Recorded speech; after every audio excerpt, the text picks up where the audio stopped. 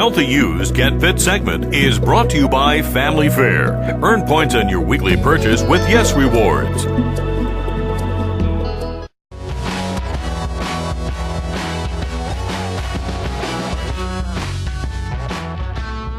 All right, so we know that Christmas is literally days away, but we're thinking ahead just a little bit.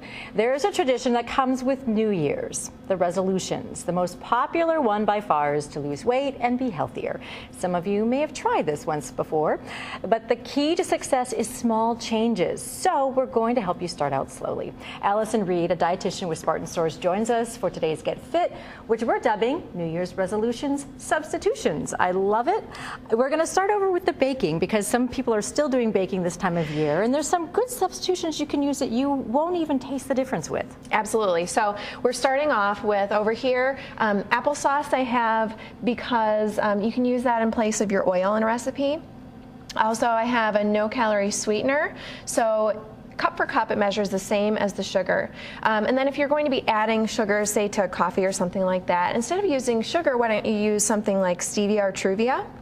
No calories, all natural.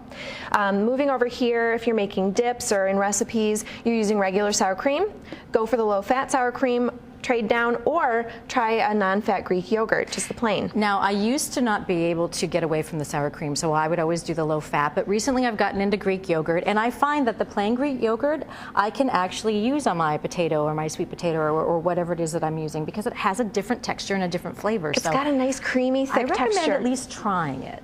Yeah, absolutely. And while you're at it, try to substitute out your just regular yogurt that you would just eat, the flavored yogurt. You're going to add protein and you're going to subtract some sugar. Yeah, nearly twice the protein as regular, isn't it? Yes, yeah. Yes. It's actually more than twice. And these are the comparable calorie levels too. Now here, I'm just talking about ways that you can enhance the nutrients, okay? So rather than using your white potato, add some fiber, lower glycemic index, and some vitamin A with the sweet potato. Down here, iceberg lettuce versus your leafy greens. Again, you're going to pack a lot more nutrition in there. I put spinach on everything. I put it in my scrambled eggs. If I go to Subway and get a sub, I use spinach instead of lettuce. I mean, you can just find ways, and it gives it actually more flavor. A lot of times at restaurants, if I decide I'm going to have a hamburger, instead of lettuce, I say, can I have spinach instead? Oh, absolutely. And you know, that's a really good way to enhance the nutrition, get some more vitamins and minerals in there. And then down here, I have a couple of different substitutions. One is, instead of using the white bread with mayo on a sandwich, go for the wheat bread with avocado or guacamole as a spread, and you'll really trim back some calories there too. And get some extra flavor. Now, there's different types of milk that we can try. Yeah, so if you're doing vitamin D milk right now, you can step down to 2%. You're going to save some calories and fat there. If you're at 2%, go down to your 1% or skim milk to save even more calories.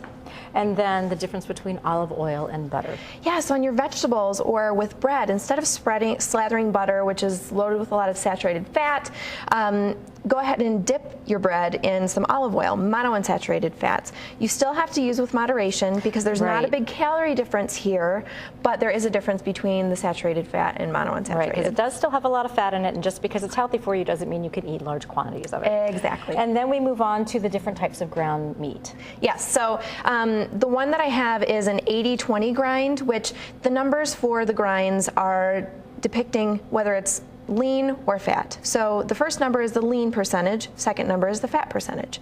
So 80-20, you've got quite a bit of fat in there. Well, why don't we try to do a 93-7 ground turkey or ground sirloin instead? Good ideas. Thank you so much, Allison, as always, giving us some tips. Hopefully this will be something that will help you get started in the new year because, as we've talked about, if you cut 100 calories a day, you will lose 10 pounds in a year. So there you go, little tiny, tiny substitutions.